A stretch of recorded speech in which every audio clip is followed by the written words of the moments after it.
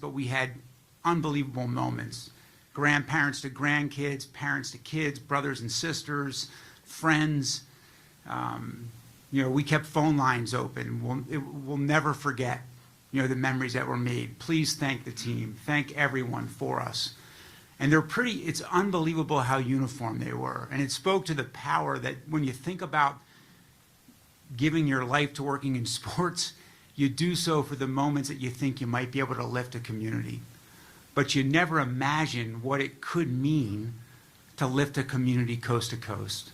Not just to raise spirits, but to unite people. Not just to give people a reason to cheer, but to give people a reason to feel better about everything going on in the world right now. And for a period of time, it was an affirmation of every reason you work in sports. And then even better to me is when you read deeper in those emails or listen to the comments walking along the street, it was what people recognized about this team. Because I can tell you, having been involved with winning teams or having friends at work in a variety of sports, fans cheer winning regardless of who's on the field. They like to win. Everybody likes to win. But when you hear everyone uniformly pointing out the same attributes and characteristics and traits that we work so hard as an organization to instill, when they notice how authentically a group of teammates love and care for each other, when they notice how genuinely those players want for the fans to win, like genuinely and deeply want it for our fans to win, when they recognize their toughness, this is a group that it's tough to have your back against the wall. This is a group that almost savored having their backs against the wall. They had to win 4 in a row, the last 4 games of the season, to win a very pivotal AL East championship that was meaningful to the stretch run and the postseason run. They had their backs against the wall 0-2 in the ALCS, multiple elimination games, and they always responded. And they noticed that toughness. They noticed that grit, that resilience, that determination, and ultimately what it meant to be a teammate. So it wasn't just that the team won, it was how they won. It wasn't just that they were the players in the field as they accomplished some championships and great things. It was what they stood for as they did it. And ultimately, you could watch them play the game and everything else around the game and know what their identity was as a team and know what our identity was as an organization. And I think each of us throughout the country saw us in them. They saw the things that inspired us, the things that lift us, the reasons to believe, the reasons to feel belonging and a part of something. And as I sought to move forward, my overarching sentiment was one of gratitude. First and foremost for our players and our staff for the unbelievable and exceptional effort they gave throughout the entire season, for the expectations they exceeded. No one expected them to do what they did, and for their belief in each other and for the fans they played for. Secondly, for our fans, they were truly an extra player for us. They lifted us. We felt their support from coast to coast across the country. Third, for the organization, it takes exceptional efforts, not just strong efforts, throughout an entire organization, from people working in anonymity down in Dunedin, rehabbing, to people cleaning the concourse and making sure our systems work in this massive ballpark throughout an entire season, to people selling tickets, to people doing analysis of pitch data, to people rehabbing players.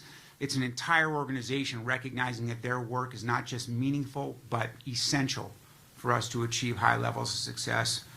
And finally, to Edward Rogers and Tony Staffieri for leading an ownership group to an exceptional, unprecedented level of support, commitment, and belief this year, but I think even more in past years when maybe the success wasn't as easy to see. That's when it was most meaningful. So I moved forward. It's not easy to do. It's hard to do. I mentioned to Andrea on the walk down, as we walked by the field, I hadn't looked at the field since Saturday. I haven't spent a moment. I don't think, I couldn't look at the field. And I looked out there today.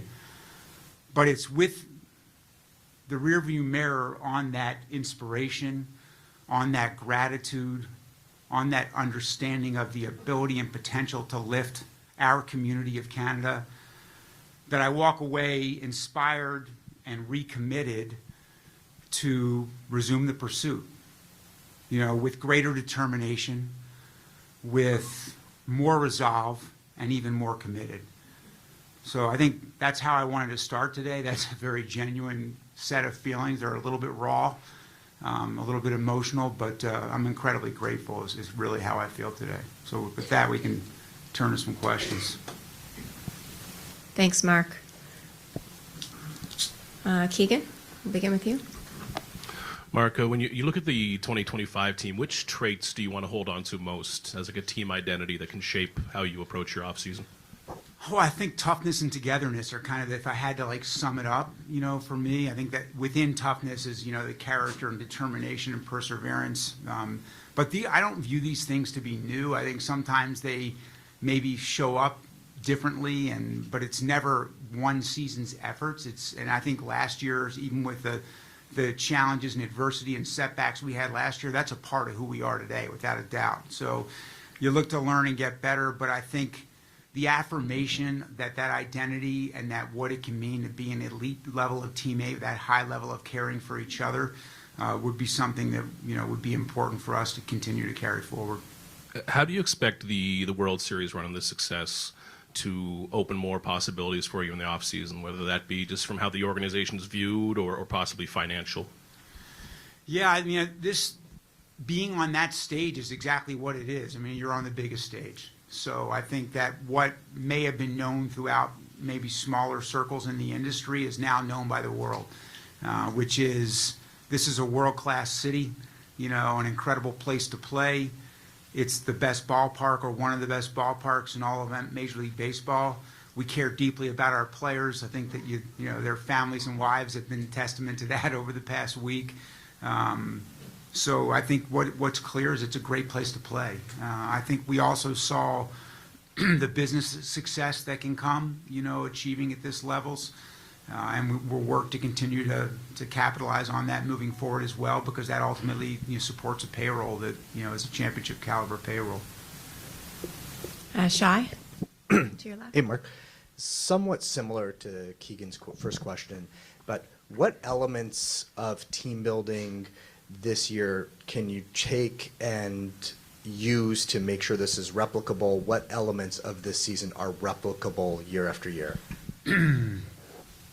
Well, I think that there are identity traits and culture traits that if they're present, if they're deeply woven within an organization, and again, I don't view those to be short term. I think those are efforts from our baseball operations group led by Ross over multiple years, and the identification of talent, the acquisition of talent, the development of talent at the player development level, and the ultimately a building of a team. And I think if the power of having those play out on this stage is that it's more clear to everyone how important they are without having to say it.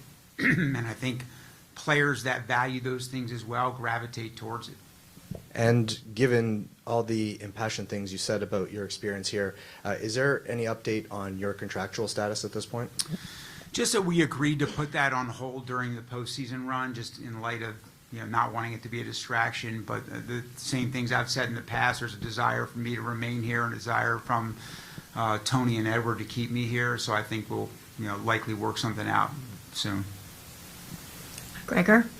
Mark, I think everyone would agree this was the special group that you guys had this year. So as you look at trying to replicate that next year, how do you balance trying to make your roster better, dealing for potential regression in some areas versus also wanting to reward the guys who got you this far this season? Yeah, I mean, I think I'll answer that maybe universally, but it's a better question for Ross when he's up here in a half hour. I think you're always, as you go into an off-season review, you understand that there were some performances that were aberrations, maybe on a good side, some that are where you expect some regression, but you never go into a planning cycle, which is what Ross is leading our group through right now, in the process of leading our group through, without some understanding that you just can't recreate something identical. You've got to build off of what happened, which is a positive. Use that as a platform, but know that you have to plan to be better because it won't work exactly the same way next year as it worked this year. And then almost further to Shai's question as well. I mean, you guys have had a payroll for the last couple of years that was already very high. Do you have the ability to go even higher this offseason because of the deep run you guys went on? Yeah, I mean, I think that's yet to be determined. I think that starts with the work that Ross is leading our group through now, which is kind of understanding what potential roster building looks like and where the alternatives lie. What I think is clear is that we've had an unprecedented level of support, and I don't see that support going backwards at all. Rosie? Mark, how crucial, and I'll ask Ross this as well, but we're talking big money here, so how crucial is it to bring Bo back if you in fact do think that it's crucial? And then I have a supplementary. Yeah, I think my comments on Bo are more just appreciation for what he's meant here. It's more appropriate for Ross to comment on what he'll mean going forward. As I reflected on his ability and toughness and desire to be on the field in the condition he was in during the postseason, and his ability to still provide some of the most important lift, in the World Series. But that was only, the explanation point on what's been an unbelievable career here. And the fact that I can remember him at his pre-draft workout, my son shagging fly balls as his dad was throwing BP to him, and our scouting staff, on field 1 in Dunedin, Florida. So I can remember back to him being a high school senior in the pre-draft workout. So it's been he's been a special part of this organization and a special part of us building towards this. And he certainly, makes our team better. So as we go through the offseason planning, I'm sure that'll be factored in. Do you believe in the concept of franchise players, and can you have more than one? That's a good question. I mean, again, speaking globally, yes, there are franchise players. Franchise players contribute in all facets, are leaders, members of the community. There's a bunch of different components to that, and obviously are very talented as well. And I think there's obviously financial realities that come with that, but the possibility for multiple franchise players in a market of this size certainly exists. It always creates challenges elsewhere in building a roster because you start to concentrate payroll in just a couple players. But again, I think those are recommendations that Ross will lead our group through, and ultimately I'll discuss with ownership at the right time. Rob? Mark, many of the platitudes that we're hearing about this team right now are directly related to the vision that you've been talking about for a number of years. Making it a great place to play for families, having players come here to appreciate what the city and the country can offer. And it seems like almost everybody on this team responded to that. How much gratification do you guys take as an organization to sort of see the fruition of that vision? I mean, I think you're never done thinking about that, but I've often said when people say, what's your why? I say to make this the best place to work and the best place to play. And there's a lot of things that fall underneath that, and the outcomes of that are hopefully winning. At the highest levels. And ultimately, I think I would say this, Rob, whenever your players are kind of saying things organically and naturally that you believe deeply in, the values more than anything, their love and care for each other, their belief in what it means to be tough, their appreciation for our fans, that is gratification. You want to hear the players naturally say those things without being coached to say those things. But yeah, I think that also has power because the industry hears that, and I think that's meaningful to us. You mentioned it, and you certainly sounded a little emotional at the top today. If and when you're able to distance yourself from Game 7, how great was that theater? How good of a ball game was what all of baseball witnessed that day? Yeah, I'm not willing yet to think about it in that light. I think I recognize I've always kind of with the position I've had since I was president in Cleveland, I've always kind of said I need to have two hats. One hat's just caring about the game of baseball and Major League Baseball and trying to make that better, and the other is relentlessly caring about the team I work for and trying to get them to win a world championship. And there's a small part of me that knows that for Major League Baseball and for the game of baseball, that series was a good thing. It was an unbelievable heavyweight bout, of just two great teams, going back and forth, and any number of moments within that series could have tilted it the other way, not just one, not just a couple. So it was incredible. I think when you start to listen and read the comments that, I think we definitely created millions of new baseball fans in Canada, which I'm most interested in, but I think we created new baseball fans everywhere because that was compelling. It was compelling and hard not to watch. Greg? Hey, Mark, over here. There seemed to be a lot of people that were under the belief that Shane Bieber would have opted out of his player option for next year. And I think, obviously, it seems like it's a good thing for the Blue Jays that he decided to accept that player option. Was there any indication as to why he made that decision? You talked about the culture and the way the players love to be here. I'm wondering if that factored in, or is there contract negotiations? I don't want to guess at his reasons because it happened, pretty quickly, and so I just know we're better for him having made that decision, and it's a great start to our off season. And is the team looking to maybe extend him? Again, I think that's the process that Ross is working through now, is just kind of establishing an off-season plan. So it's not something we've worked on yet. Mike? Mark, when we all gathered around Chris Bassett in the clubhouse after Game 7, when he was able to compose himself, because he was really emotional, he talked about this whole unique cohesion and love and playing for each other. But he said that when he got here, he doesn't know that he was ready for this. He didn't think Bo was ready for this, Vlad was ready for this, all these people. And I'm wondering if I know you can't get into his head, but when you see the last 3 years and what has built, is it about setting aside ego? Is it about coalescing as a team? Is it what sort of thing have they grown into since Bassett got here to now? Yeah, I haven't spent much time kind of considering that. I do think that certain events throughout a group's development together kind of become the catalyst that create their identity. And this group, whether it was maturation of young players into kind of understanding what their roles are, whether it was veteran players being solely focused on winning and just passing on the wisdom and experience that they've got, it was the right recipe and combination of kind of every segment of the player population. Young, coming in like Trey and just out of nowhere and, just giving you the upside.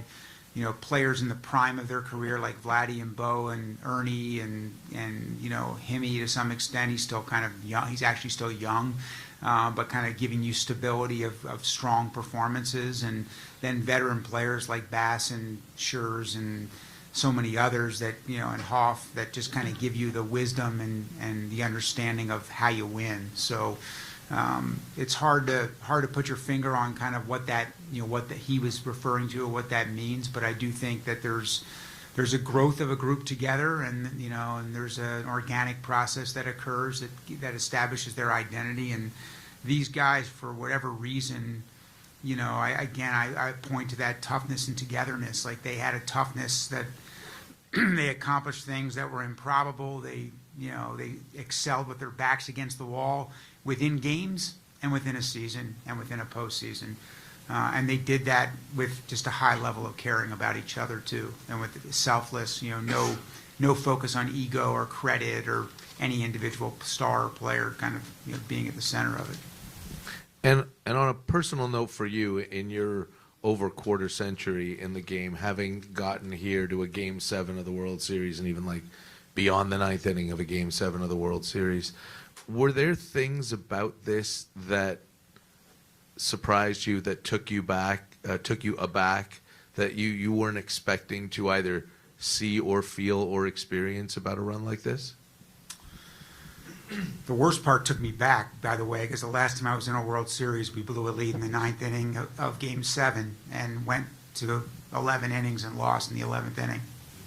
That was 1997. That's hard to believe, right? Very different. And I was a farm director and had a president, but very different. I think it's more the things off the field, Mike, that kind of took me back, and that is the opportunity to share it, the opportunity to bring people with you, the opportunity to provide joy for people that care about you, and joy for people that you've never met before. I wasn't thinking about that coming into it, and I wasn't thinking about that, 25 years ago or whatever it was when I went through it. I looked around me and I had, 30 family members and friends from kind of all different aspects of my life, with me. And I made the determination early on that I'm not going to, shy away from that. I'd prefer to watch the game alone, by the way. But I wanted to share, I wanted the people I care about most to be around me, and that was meaningful. And then as I started to be more open and aware, recognizing the millions of people that we were impacting and lifting, I don't think I'd ever given thought to that. You get so focused on just doing the job that you forget the impact it's having. And then you start listening and hearing, and it was overwhelming to kind of hear, like, my wife passed away this year, and this gave me and my kids an unbelievable, unifying nightly ritual, to hear the sadness at just not having a game to watch tonight, Be nice if they didn't end at midnight, but not having a game to watch tonight,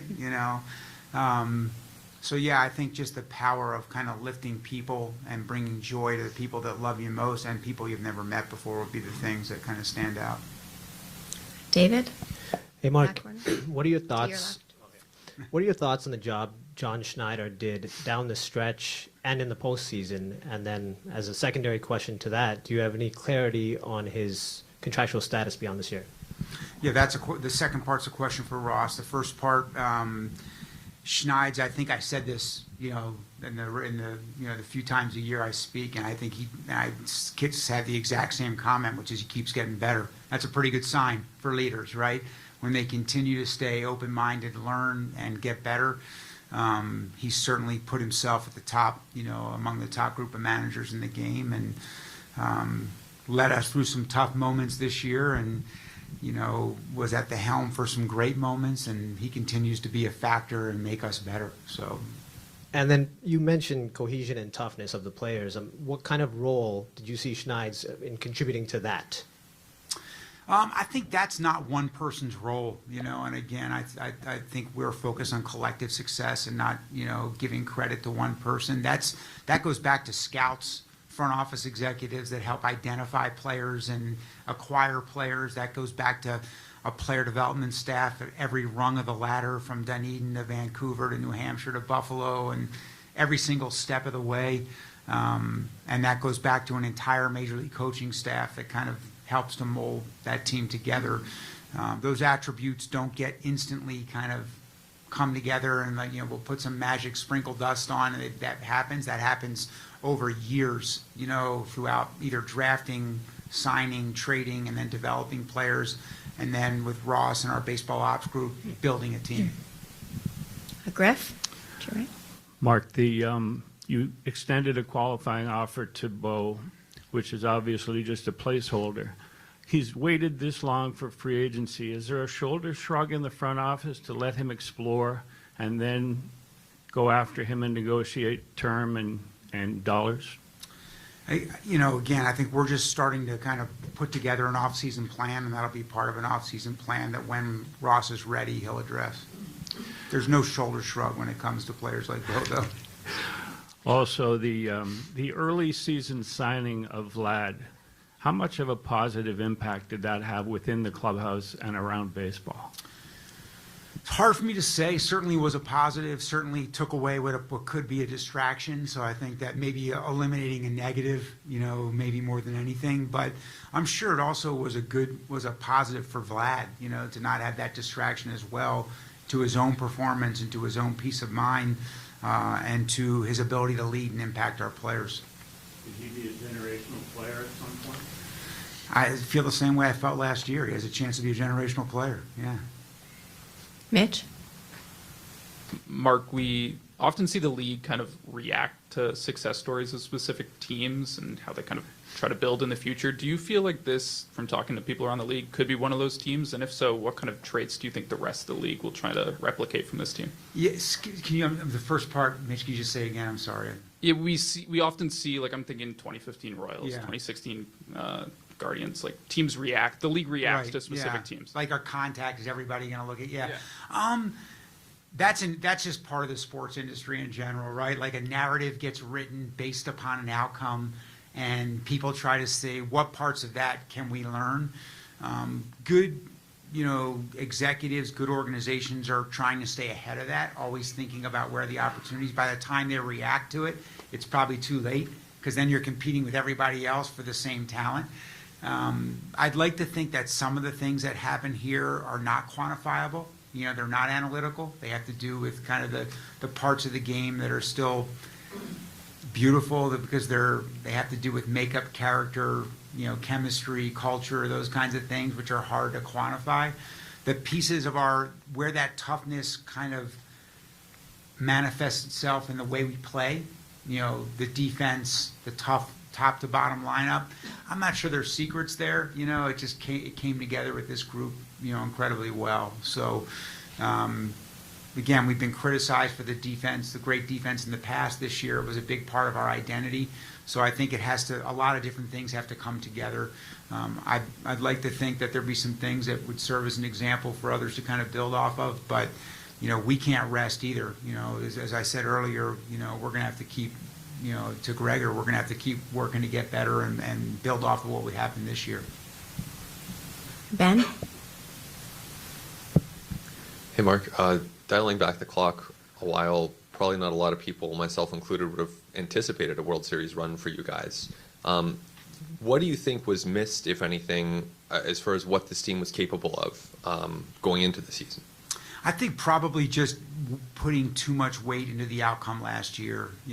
Not to say that the outcome this year, is something that anyone would have anticipated, but there is some randomness that happens within a season, and we and our baseball ops group did some serious soul searching and made some changes and sought to learn from last year and get better. Those things, I think, made a massive impact and made us better this year. But the group of players, were still good. A lot of the individual performances last year were still indicative that we would be better. So, credit to Ross and our group for not panicking, for not feeling that we had to blow it up and start over. They believed in the plan. They believed in the group we had. They made some adjustments, which you always need to do, in both how we use that talent and in some of the surrounding players, and we got better. And, it's always interesting, that difference between wins is never quite as big or enormous of changes as you would think. A bunch of little things can make a big difference. So, it's not, I can't give you an exact answer, but I think that's probably the best answer I can give. We'll go to Nelson. Straight ahead.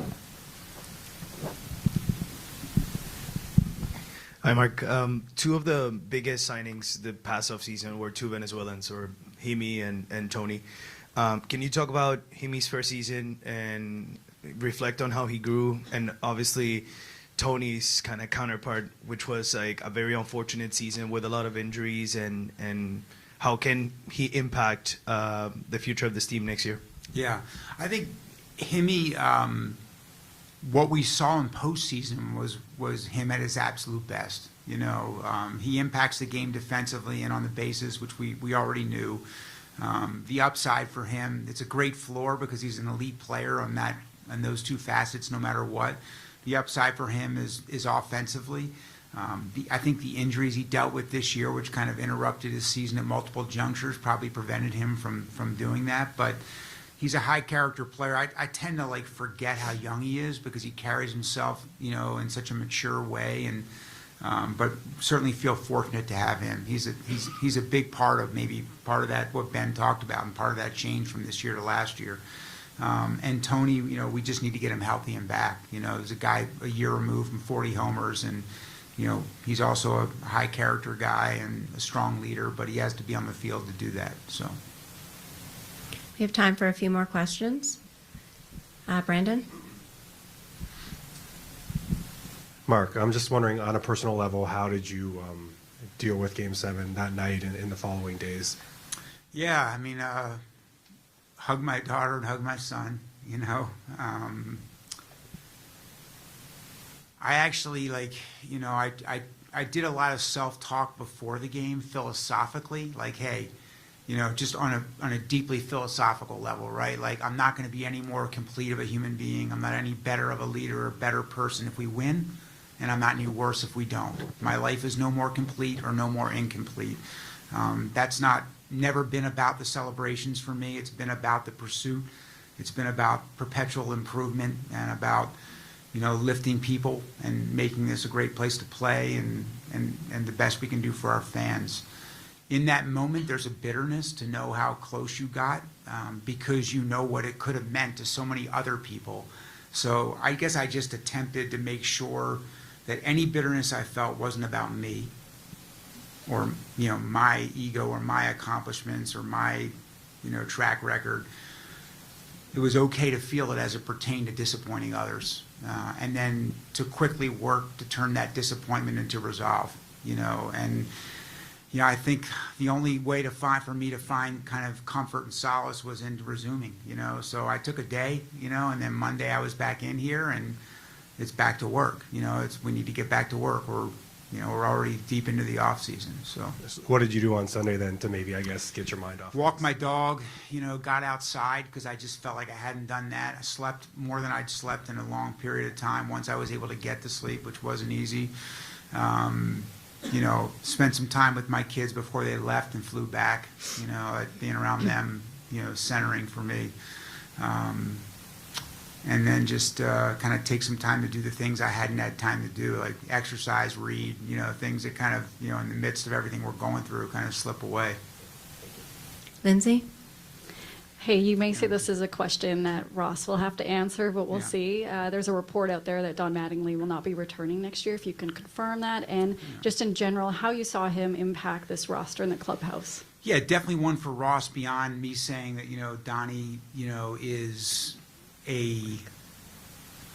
just a role model of humility, professionalism.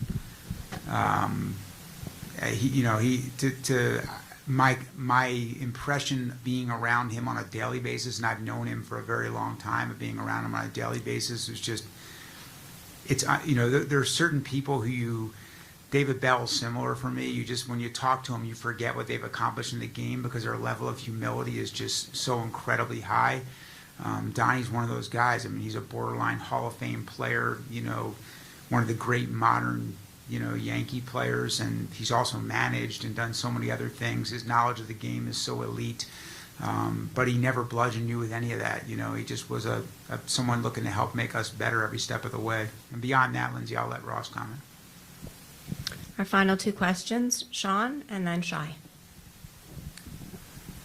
You talked a lot, excuse me, you talked a lot about that moment off the top, you know, where it really occurred to you what was going on around here. Do you have an on-field, in-game moment where that same thing happened? I mean, I think I don't know if it's the same moment. There are probably a few moments that I will always remember. One will be the second time in my life I heard silence at Yankee Stadium. You know, I kind of gave you that comment earlier, but I felt the same in 2007, but one of the best sounds I'll ever hear in my life, you know, like that. I stick to that, by the way. Just the genuine moment of joy after playing such a good series and knocking them out, you know, they were a good team, man, you know. And then maybe just reflecting on the AL championship and the fact that we were down 2-0, we faced elimination games twice and came back and won that series. I think that was kind of a snapshot of our season. You know, that series was a snapshot of our season. And that Yankee team and that Mariner team both were great baseball teams. You know, obviously the Dodgers were as well. You know, didn't get any easier. And that's what postseason should be. But we didn't have an easy path to get to the World Series. We had to beat two really, really good teams. And just throughout that time, what I think shown was just who we are. You know, what made this team and this season possible was on display, and it's how we won those series. And we'll wrap things up with Shai. Mark, at the end of spring training, when we talked, you had described this season, because of where things were from a contractual standpoint, control and players, things of that nature, as this season as an inflection point for the organization. The end of it, Vladdy's obviously extended longer term. You've had this run. Where is this franchise right now in terms of a window moving forward? That, I mean, it's hard for me to characterize that. I think I need a little more time. I need to probably see what, our strategy for the off season moving forward, but we're certainly in a better position. We had a good year, another good year, back-to-back player development wise. We really made some progress in the system. Obviously, reaped the benefits of a draft far faster than we ever imagined we'd reap the benefits of a draft, and had the biggest stage possible to showcase, our city, our ballpark, our organization, our team, to the entire baseball world. So those things will all be building blocks for us moving forward. And just from a bigger picture baseball perspective, with the end of the CBA coming up a year from now, certainly some things floated by the commissioner in terms of different economic structures as a possibility for the future. Any potential impact of what down the road could look like on how you guys may operate this season to not be stuck in a bad place for a potentially different economic baseball world? Yeah, I mean, we'll continue to plan with the system in place because that's the only certainty we've got. I'm obviously privy to all those conversations, and at some point, if we move past conjecture into certainty, we'll adjust to the system that it changes to if that happens. Thanks, Mark, and thanks everyone for joining us. We'll be back at 2 o'clock with Ross Atkins.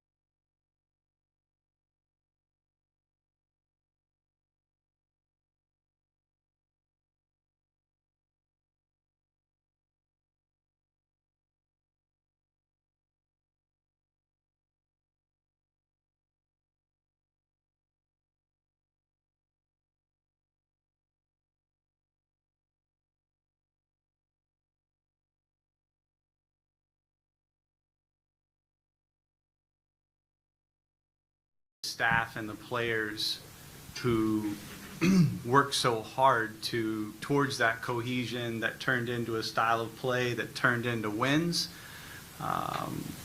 was very exciting to see, and seemingly connected with our fan base in a way that was powerful and something that we really appreciate. That support from the fan base was incredible. We talk about it all the time as we travel and see the impact of this nation impacting the Toronto Blue Jays, but to see it in a very deep playoff run was remarkable and something that we are very grateful for. All right, we'll get into Q&A, and we'll start here with Ben. Hey Ross, as the season wore on, or as the postseason wore on, Schneider sometimes mentioned once you guys, hear what George was playing through, you'll really, raise some eyebrows. Now that the season is over, are you able to share some insight into what George was playing through? I mean, I think you guys had the bulk of it. I mean, that was, significant. You could see him grimacing through that, and I don't know how he does it. I really don't. It goes back to our first year with him when he had an oblique, and it was clear in the MRI we could see something, but his physical exam wasn't presenting in a way that suggested he was injured, and I think it just speaks to his strength and toughness. So was it an oblique tear? No, it was not a tear. There was, as it was reported, there was significant inflammation. The MRI wasn't showing an injury. Everything, it's about the total presentation and how they present in a physical exam, and then what the MRI reads. But his toughness he was able to overcome it. Go ahead, Keeks. Ross, coming off the success this year in the postseason, in which ways do you expect that to benefit you this winter, whether it be with perception of this team or financial? You're speaking of financial, meaning support? Supports, or how the team's viewed around the league, how you think that this run can help you in the offseason? Yeah, I mean, it's such an interesting thing. There's always been, since the day that I got here, that I don't want to position something too strongly, but suggestions around the difficulty of getting free agents to come here, and I think the industry, the league, the players know how attractive Toronto is, how attractive this nation is, and how attractive the organization is to play for. So it just always depends on the individual. There are players that don't want to play in California. There are players that don't want to play in Florida. There are players that want to be in an Arizona spring training.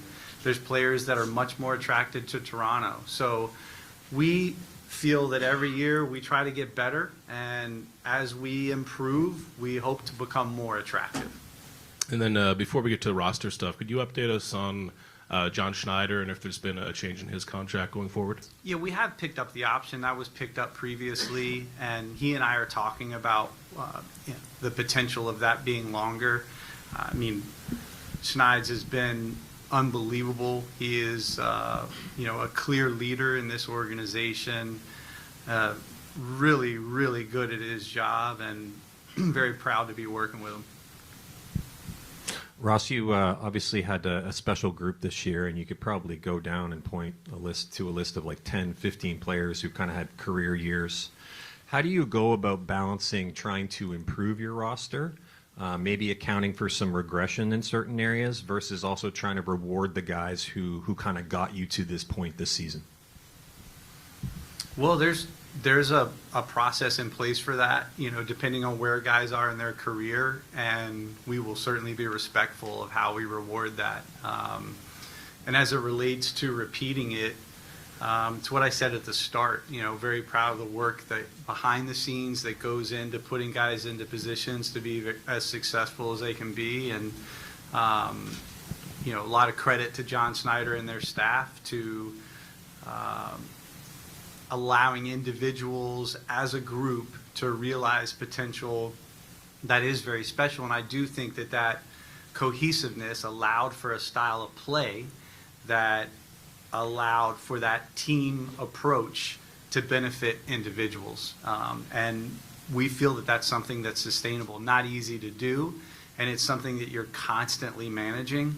And it's not just as simple as, we know we have to also acquire talent again and acquire different players to come into the fold. So. And then with Bieber, I'm sure you guys were very happy to hear the news that he accepted the player option, is coming back. That appears to only leave you with one spot left in the starting rotation. You've got some pending free agents with Bassett and Scherzer.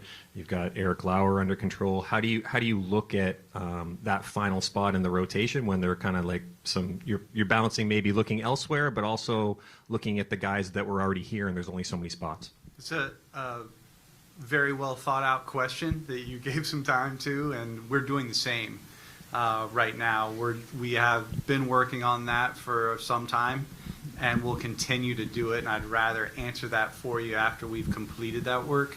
But do feel good about the free agent market and the starting pitching area relative to most years. It's a little bit better seemingly, and we'll get to work on the trade front as well. Have started that somewhat, but we'll have a little bit better answer for you in the coming weeks. Go ahead, David. Hey, Ross, further to the Bieber question, the industry saw that as a surprise that he chose to do that. And can you let us know what went into those conversations? I mean, the conversations are pretty straightforward for us. It was the decision to stay here, which is a positive outcome for us. Shane was more than we could have possibly hoped for, and on a deep stretch coming off of that procedure was really remarkable what he accomplished. But speaking to his decision, I don't want to do, but we're very glad he made it. Okay, and what's the status of Jose Barrios, and do you see him ready for spring training? Status is good. Yeah, he's in a good position physically. He should have a completely normal off season and be ready for spring training. Okay, we'll go to Jonah.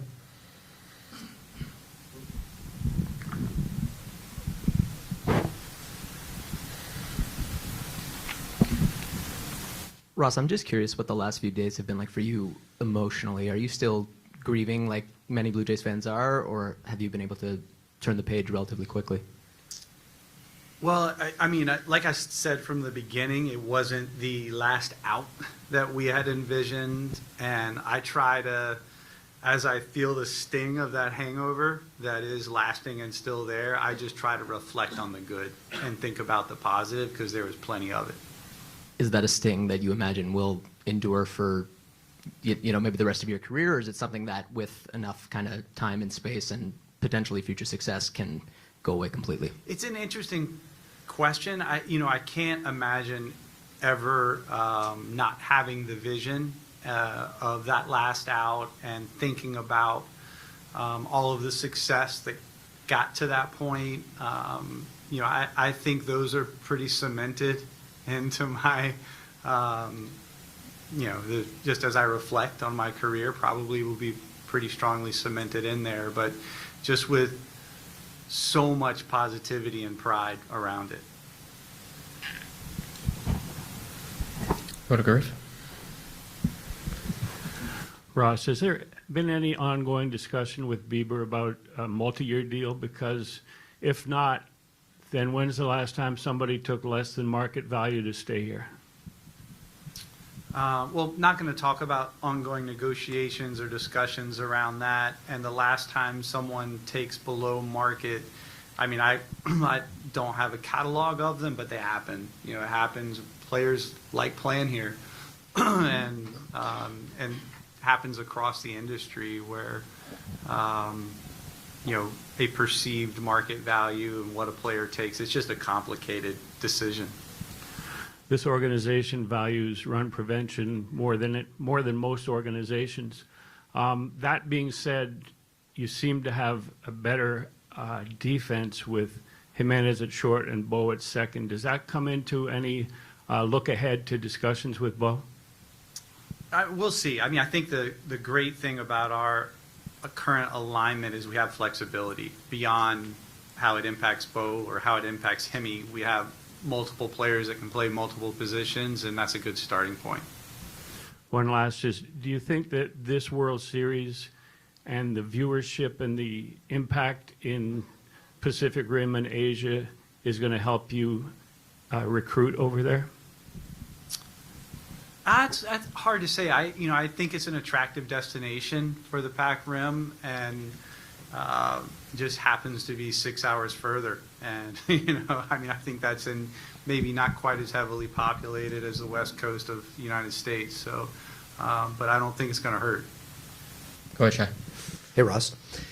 As the playoffs were playing out, and you guys were obviously the focus of the baseball world, what are you hoping other players noticed about your club, your organization during that time? What do you hope what their takeaways from what they saw were? The cohesiveness, really, and that that starts with Schneid's and his leadership, and then our key players. So some of them have been here for a long time, and some have come and gone that haven't had an impact on that. And I feel strongly that impact goes all the way back to players before I was here, and that impacted Jose and Josh Donaldson, who then impacted Bo and Vladdy, and then Marcus Simeon and Matt Chapman coming into the fold, impacting them, and Ryu, and then Springer, now Gossman, and now the team that we have. So hopefully that just continues to happen, that we're learning from one another and getting better every day, and that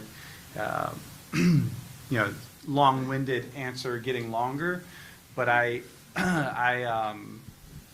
that cohesiveness and the collective effort for players to play for one another is unique, and I feel something that our team saw the power of being here, and hopefully others appreciate it.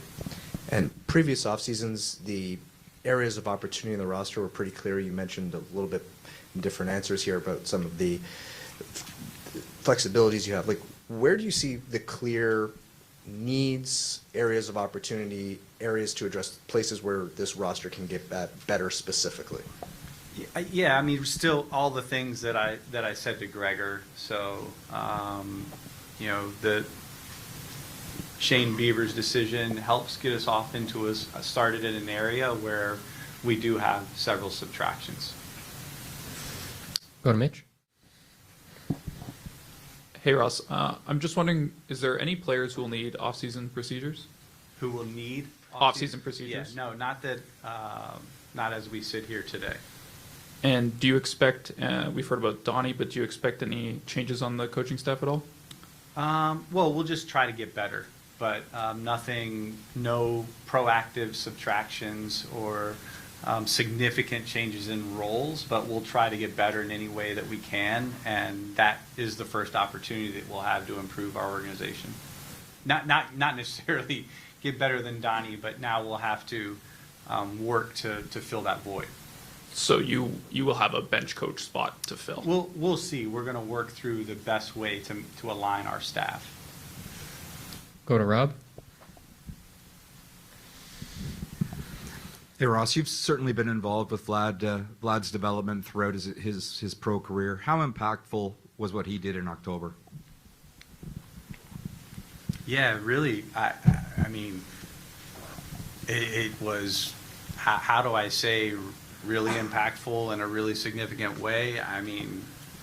It was incredible to watch the athleticism on every aspect of the game.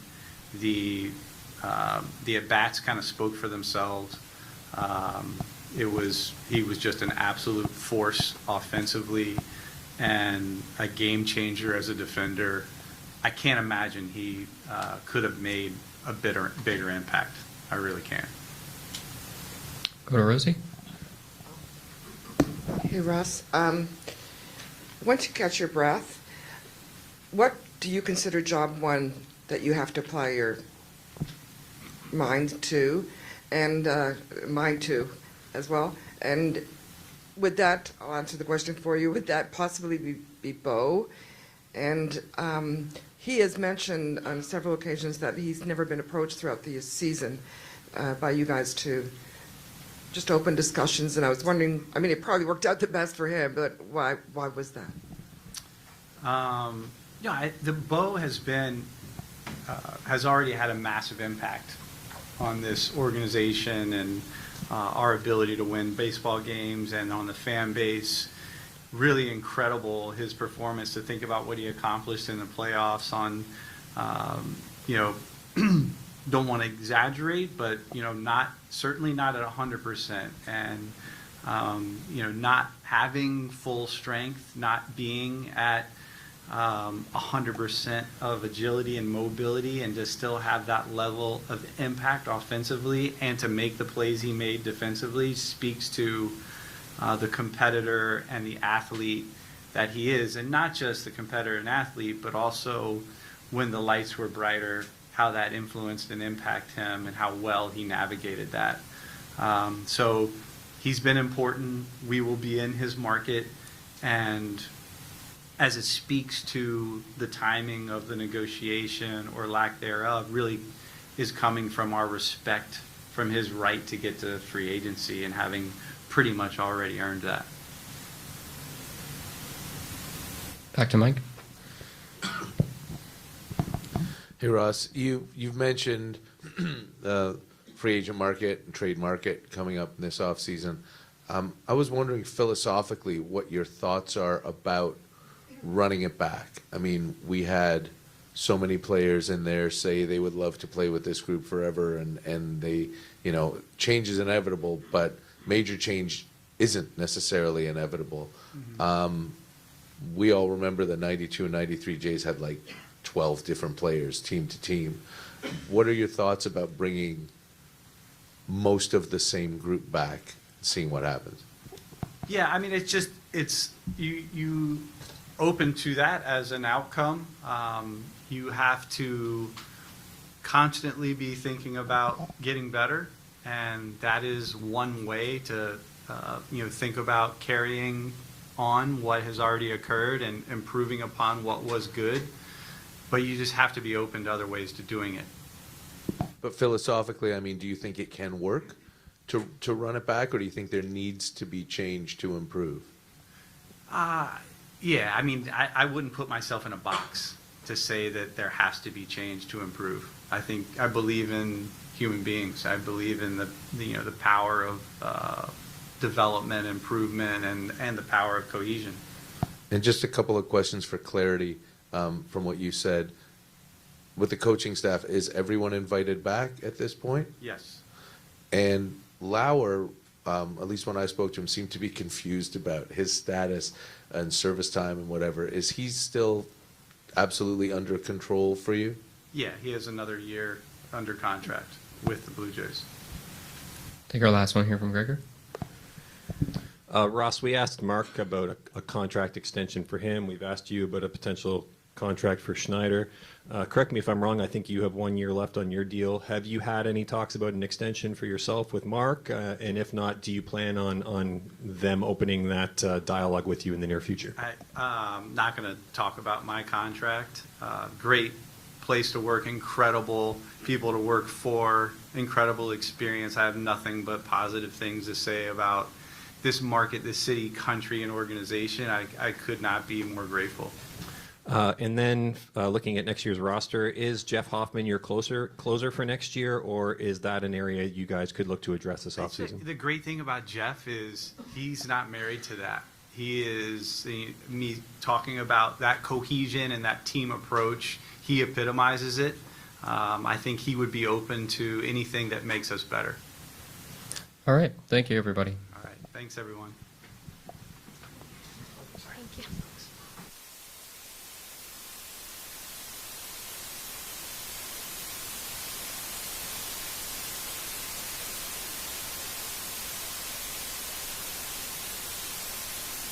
We have